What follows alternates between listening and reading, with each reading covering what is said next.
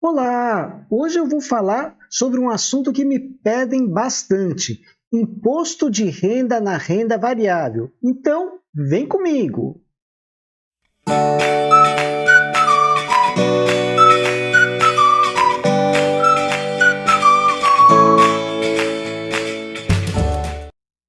Imposto de renda. Esse é um assunto extremamente abrangente, mas para o vídeo não ficar longo demais, eu vou focar nos principais pontos que a gente precisa se atentar dentro da renda variável. Bom, diferentemente de outras aplicações financeiras, na Bolsa de Valores somos nós que temos que cuidar dessa parte tanto de apuração quanto de recolhimento de imposto de renda. E a gente precisa tomar muito cuidado porque a Receita Federal fica muito em cima dessa parte. A apuração, ela ocorre todos os meses em que teve encerramento de posições. E a prestação de contas ela é anual, junto com aquela declaração que normalmente a gente começa a fazer no mês de março e entrega até o final de abril. Então, mês a mês, eu preciso fazer o controle das minhas posições encerradas. Lembrando que esse controle tem que ser pelo líquido, ou seja, o que entrou na nossa conta de fato, ou o que saiu e a gente não conseguiu recuperar. Então, eu estou falando de lucro real ou prejuízo real. Basicamente, o que a gente vai fazer? A cada posição encerrada, normalmente venda, a gente vai pegar o líquido da venda, descontando todas as taxas que foram cobradas e subtrair das compras, somando todas as taxas. E para a gente apurar esses valores, a gente vai precisar das notas de corretagem. Toda corretora disponibiliza para você a sua nota de corretagem. Só que é uma nota só e às vezes tem muita coisa misturada. Fica um pouco difícil conseguir separar. Aqui a gente tem dois caminhos. Caminho número 1, ir no site da B3, tarifas, estou deixando o link na descrição do vídeo para pegar o valor exato para cada tipo de ativo. Ou também não é errado, você pode aplicar uma famosa regra de 3. Pega o financeiro envolvendo em cada tipo de ativo e joga um proporcional em cima. O importante é que na somatória bata com o valor total de taxas que você teve. Para pessoa física, algumas situações de isenção. Venda de ações. Todo mês, pessoa física, se o total das vendas em valor bruto não superar R$20 mil, em caso de lucro, a gente não precisa se preocupar com recolhimento de imposto de renda. Pessoa jurídica não tem nenhum tipo de isenção. Ações apenas, tá? Empresas com valor de mercado até R$700 milhões. Tem uma lei número 13.043, promulgada em 13 de novembro de 2014, onde empresas que estejam nessa condição, se você vender as ações adquiridas até 31/12 de 2023, em caso de lucro, você não precisa se preocupar com imposto de renda. Então essas daí saem fora daquele limite de R$20 mil.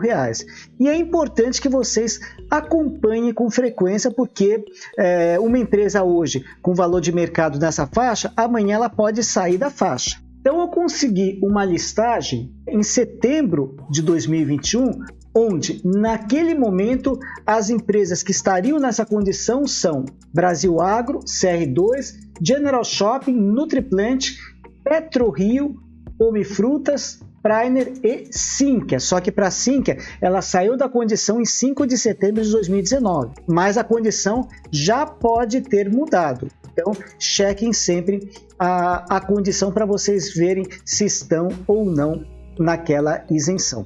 Outra coisa importante, você não pode misturar nesse controle de operações encerradas operações de day trade, duração de um dia só, com operações comuns, duração de mais de um dia, e nem com operações realizadas também em fundos de investimento imobiliários. Então, é um controle para operações normais, um controle para operações de day trade e um controle separado para operações envolvendo fundos imobiliários. Havendo recolhimento de DARF, para você ter que recolher DARF, o valor tem que ser R$10 ou mais. Se der menos, espera juntar, a hora que der 10 ou mais, você recolhe. O DARF ele pode ser um único, não precisa você fazer DARFs separados para cada operação. Afinal de contas é um CPF só ou um CNPJ só. Esses são os códigos que você vai utilizar havendo recolhimento de DARF. O DARF ele é mensal, você apura as operações encerradas aquele mês e tem um prazo para pagar até o final do mês seguinte. Se você for pessoa física, o código vai ser sempre 6015. Pessoa jurídica, dependendo do seu enquadramento, podem ser um desses 3 códigos. O preenchimento do DARF em si, ele é bastante simples. Para quem não sabe o significado de DARF, ele significa Documento de Arrecadação de Receitas Federais. Bom, o que a gente vai ter de campos? Normalmente a gente não precisa fazer nada, porque o próprio sistema de pagamentos que a gente tem, o nosso Internet Bank ou app, dentro das opções de pagamento já tem pagamento de DARF. Mas, a título didático, o modelinho do DARF é esse. No campo número 1, você vai colocar o seu nome e telefone. No campo número 2, período de apuração, é o último dia do mês. Aqui o seu CPF ou CNPJ, o código, números de referência só se tiver processo em cima. Normalmente deixa em branco. E o vencimento é o último dia útil do mês posterior.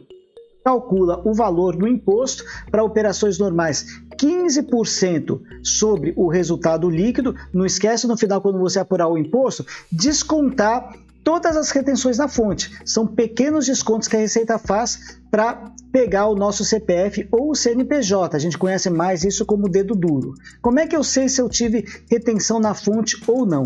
Isso vai estar discriminado na sua nota de corretagem ou eventualmente ele pode ser descontado depois na sua conta na corretora. Então fica atento a isso. Se tiver retenção na fonte, anota o valor separado, calcula o imposto cheio e com o resultado líquido no final você desconta todas as retenções.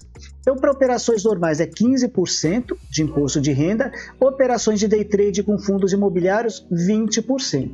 Então, aqui o valor apurado do imposto e aqui, estando no prazo, claro, repete o valor.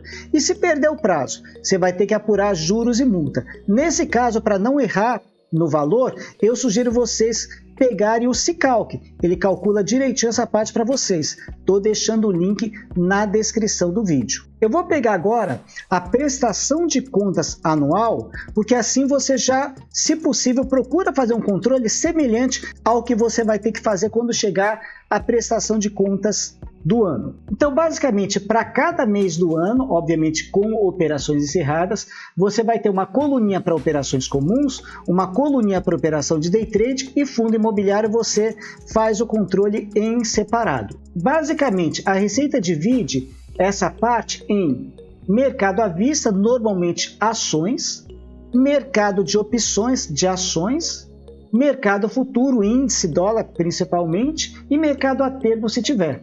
Então, a parte de ações, obviamente, se tiver fora daqueles 20 mil reais de resultado. Se tiver dentro e teve lucro, esquece isso daqui. Tudo que você colocar nesse campo é tributável. Então, vai incidir imposto de renda. Importante também lançar os prejuízos. Prejuízo, você nem olha aquela parte de isenção, porque prejuízo pode ser compensado com lucro futuro.